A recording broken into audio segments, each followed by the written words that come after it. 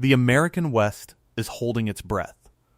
For 100 years, a single document, a fragile promise made on paper, has held back the desert. Now, that promise is broken. The rules are gone, and the federal government is being forced to intervene because 7 sovereign states, representing 40 million people, have failed to agree on how to share a river that is actively disappearing. Lake Mead, the largest reservoir in the United States, a sprawling monument to 20th century ambition, is now a symbol of 21st century dread. As of this moment, it is only 29% full.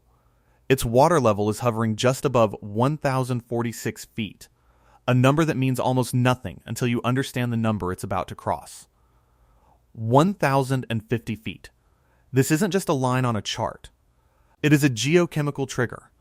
It is the point where the water that remains becomes harder to treat, more corrosive to the pipes that carry it, and laced with heavy metals like arsenic and manganese stirred up from the lakebed. The clock has not just been ticking. The clock has run out. What happens when the law that sustained an entire civilization for a century simply expires? I want you to think about that, and tell me your honest first reaction in the comments below. This isn't theoretical anymore. It's happening right now. And a quick but important note.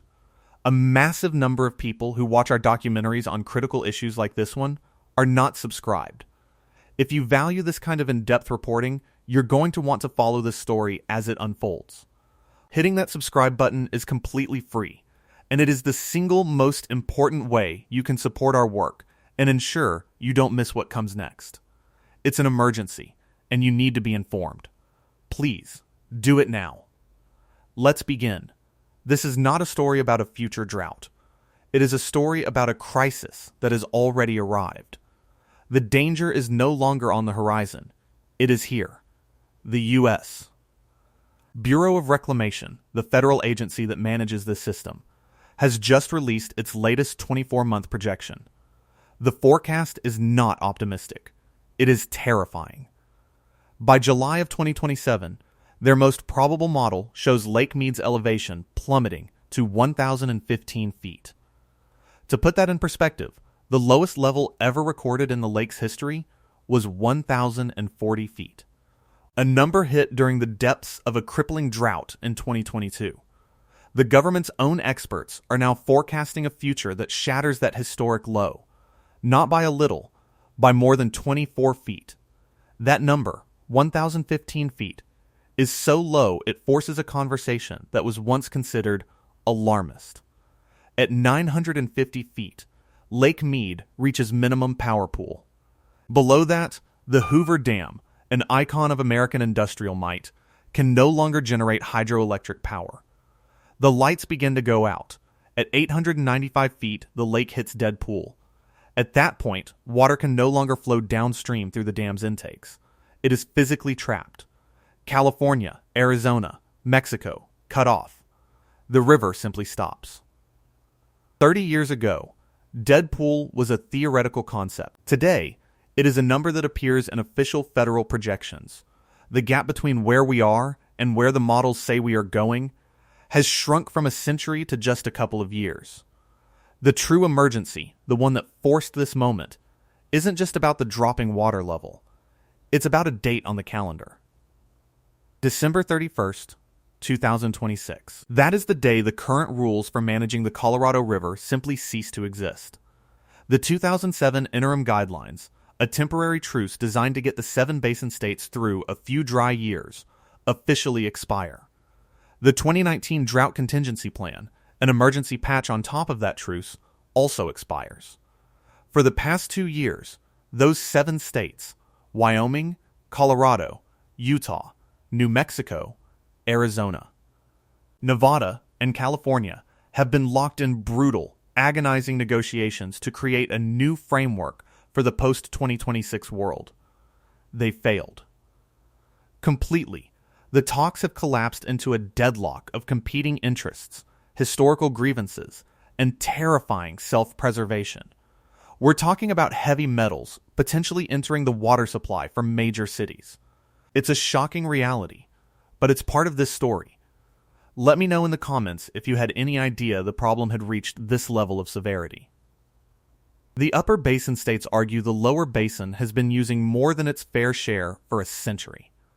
The lower basin states, particularly California, point to the legal seniority of their water rights, established 100 years ago. Arizona's lead negotiator, Tom Bushotsky, has repeatedly warned that the cuts being proposed would pose an existential threat to his state's economy. Meanwhile, J.B. Hamby, representing California's powerful Imperial Irrigation District, has held firm that his state's senior rights cannot simply be ignored. As he put it recently, our real issue is not that we've run out of time. The problem is that we don't have sufficient compromise. It's an entirely predictable political disaster, a slow-motion collision of 19th century law and 21st century climate reality. The result of this failure is that the federal government is now stepping in. On June 5th, 2026, the acting commissioner of the Bureau of Reclamation, Scott J. Cameron, announced that the government was abandoning any hope for a long-term 30-year deal between the states. Instead, the USPR will impose its own 10-year management plan. A plan that gives the federal government the power to make operational updates every 2 years, based strictly on the hydrology. It is a federal takeover in all but name. A blunt admission that the states could not be trusted to solve the problem themselves. Cameron's own words betray the frustration. We would love to have a 20-year deal or a 30-year deal, but, frankly, we haven't even been able to get the 7 states to agree on what a 2-year deal would look like. So, did the government just save the West from itself? Or did it just become the official manager of a decline that no one knows how to stop? To understand how we got here, you have to go back to 1922. You have to understand the original sin of the Colorado River. That year, representatives from the 7 basin states met to sign the Colorado River Compact.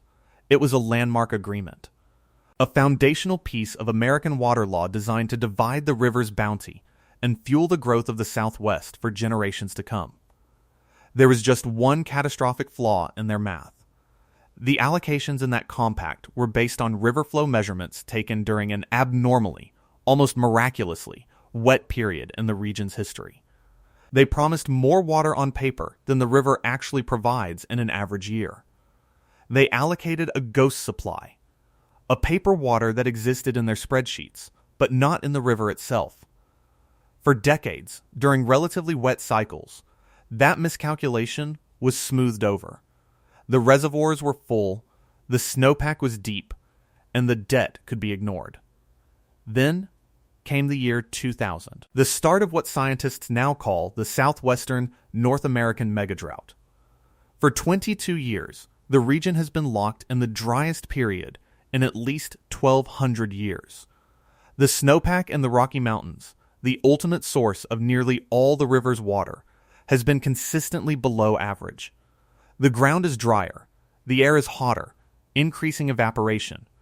The result is that the structural deficit baked into the 1922 compact is no longer theoretical.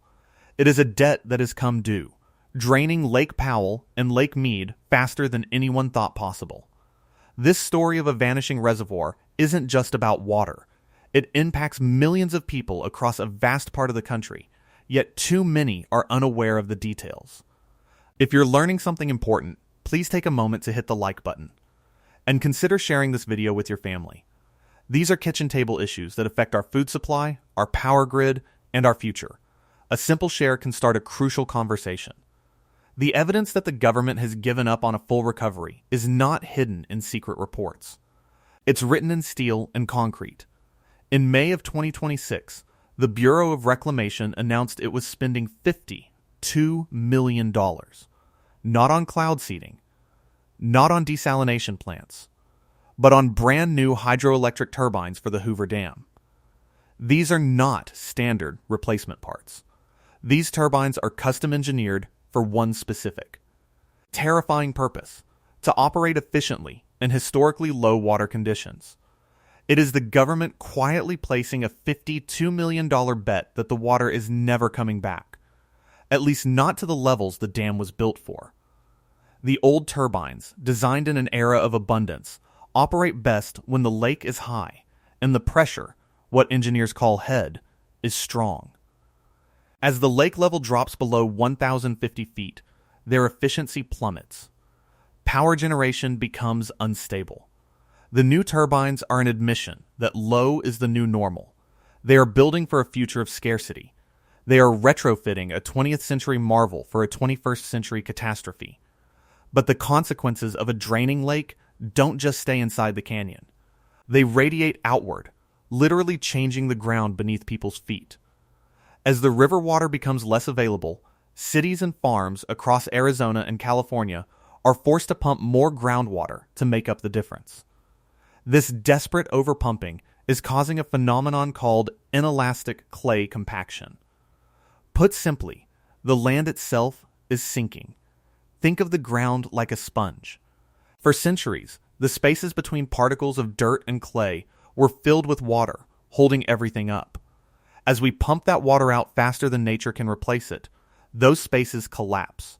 The clay compacts, and unlike a sponge, it does not spring back. The change is permanent. The land subsides. This subsidence is not uniform or gentle. It creates massive earth fissures, some stretching for miles, giant cracks that can appear suddenly in deserts, farmland, and even suburban neighborhoods, splitting foundations, buckling roads, and destroying property. This damage, a direct consequence of the Colorado River crisis, is almost always excluded from standard homeowners' insurance policies. It is a hidden tax of the water crisis, paid not by the government or the water agencies, but by ordinary people who wake up to find a crack running through their living room. When people think of the water crisis, they often picture the fountains of Las Vegas, the shimmering casinos and sprawling golf courses in the middle of the Mojave Desert. It's an easy target. It's also the wrong one. The assumption that Las Vegas is the villain of this story is one of the most persistent and inaccurate myths about the Colorado River. The truth is far more complex. Nevada receives the single smallest allocation of Colorado River water of any of the lower basin states, just 300,000 acre-feet per year. A tiny fraction compared to the allocations for California and Arizona. More importantly, Las Vegas has become a global model for urban water conservation. John J. Ensminger, the head of the Southern Nevada Water Authority, has overseen a transformation that most urban planners would have deemed impossible. Since 2002, even as its population has grown by hundreds of thousands of people, the Las Vegas Valley has reduced its total Colorado River water consumption. Think about that. More people, less water. They achieved this through an aggressive, and sometimes controversial, set of policies. They implemented the nation's first and largest cash for grass program, paying homeowners and businesses to tear out thirsty lawns and replace them with desert-friendly landscaping.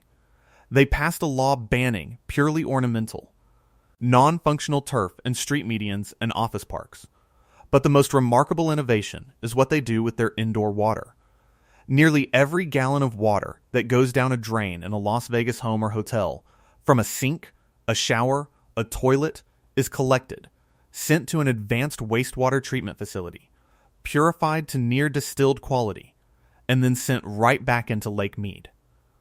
Through a complex system of return flow credits, this means that Las Vegas essentially reuses 99% of its indoor water. It's a closed loop that makes the city far more resilient than its glittering facade would suggest. The real culprit in the water consumption story isn't the cities, it's agriculture. Roughly 80% of the Colorado River's water is used to irrigate over 5 million acres of farmland, growing crops like alfalfa and cotton in the middle of a desert. This isn't a judgment, it's just math. And it's the math that makes the current negotiations so fraught with tension. And if you're finding this deep dive into the real facts of the water crisis valuable, and you still haven't subscribed, this is a great moment to do it. It tells us you want more of this kind of content, and it genuinely helps the channel survive. Please take a second. The true gravity of the situation comes back to those numbers. those elevations that represent physical tipping points. Let's make them real. The total capacity of Lake Mead is roughly 26 million acre-feet of water. Right now, it holds about 7.48 million. That's a staggering loss. An acre-foot is about 326,000 gallons, enough to cover a football field in 1 foot of water. It's the amount of water 2 to 3 typical households use in a year. The lake has lost over 18.5 million of them. It's a volume of missing water so vast it defies easy comparison. But the most important numbers are the ones we are approaching. We've talked about 150 feet, the threshold for declining water quality, and a drop in power generation efficiency. But what about the levels below that? The ones that the Bureau of Reclamation is now forced to model. The minimum power pool at 950 feet. It's critical to understand this isn't a gradual decline. As the water level drops, the pressure on the turbines weakens exponentially. Power output doesn't just decrease, it becomes unreliable before failing completely. For a regional power grid already strained by extreme summer heat, the loss of Hoover Dam's consistent power would be a destabilizing blow. Utilities would be forced to buy more expensive power on the open market. A cost passed directly to millions of consumers as a purchased power surcharge on their monthly electric bills. The shrinking lake means higher electricity costs for everyone. Then there is the final floor. Dead pool, 895 feet. At this level, the laws of physics take over completely. The lake's surface is so low that gravity can no longer pull water into the outlet works of the dam.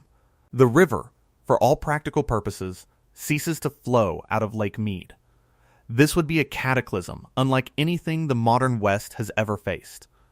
It would sever the primary water supply for major agricultural districts in Arizona and Southern California, like the Imperial Irrigation District, which is the single largest user of Colorado River water. It would cut off water bound for Mexico, violating an international treaty. It would create a humanitarian and economic crisis on a scale that is difficult to comprehend. And remember the projection. The USPR's own most probable forecast has the lake hitting 1,015.77 feet by the summer of 2027. That is just 65 feet above the line where the lights go out. It's a buffer that a few bad snow years could erase with stunning speed. The impossible has become plausible. The unthinkable has become something that government agencies are now required to plan for. Okay, I know I've mentioned it a couple of times, but a quick look at our analytics shows that the vast majority of you watching this are still not subscribed. I promise I'm not trying to be that guy who begs for subscribers, but honestly, for a story this complex and critical, your support is the only way we can justify spending the hundreds of hours it takes to do this research. It makes a world of difference. Please, just take 1 second and click that button. I really appreciate it. Thank you. Even in the face of this relentless decline, there are glimmers of desperate cooperation. On May 1st, 2026, the 3 lower basin states, Arizona, California, and Nevada, managed to put aside their differences long enough to submit a joint proposal. It's an emergency bridge plan, not a permanent solution. They pledged to voluntarily conserve at least 2 million acre-feet of water by the end of 2028. This is a monumental volume of water, a conservation effort on a scale never before attempted.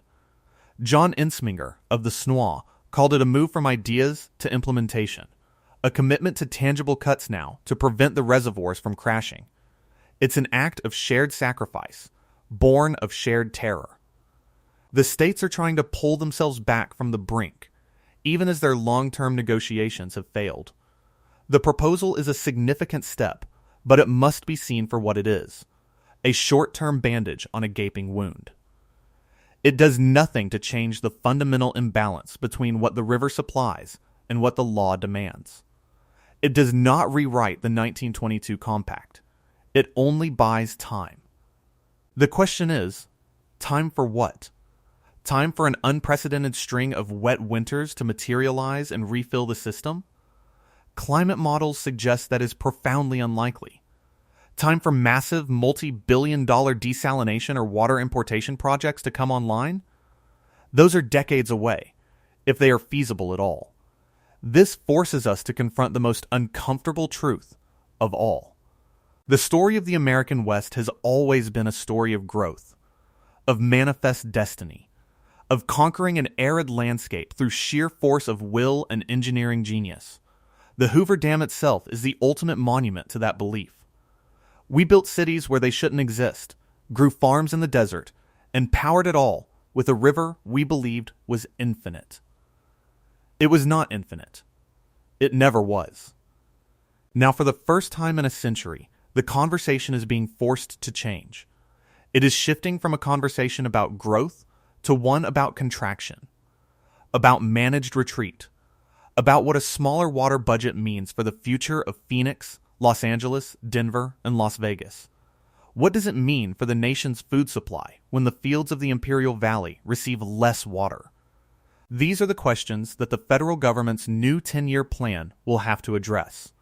Shanti Rossett, a policy manager at the massive Metropolitan Water District of Southern California, is one of the many experts wrestling with how these federally imposed cuts will impact the 19 million people her agency serves.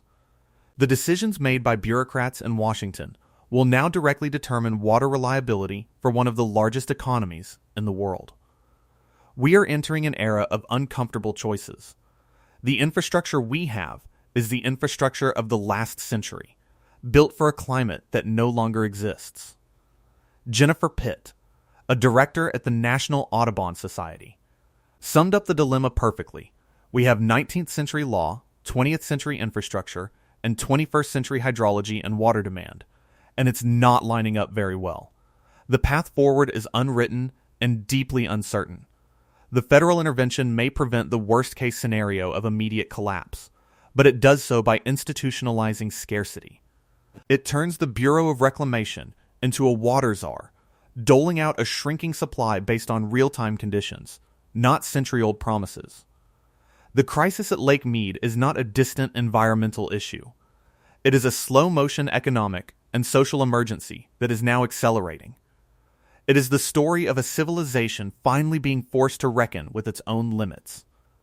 The dam still stands. The cities still gleam in the desert sun. But the water that made it all possible is vanishing, and the plan for what comes next has not yet been written. The rules are gone, the deadline has passed, and 40 million people are waiting to see what happens when the river runs dry. The clock is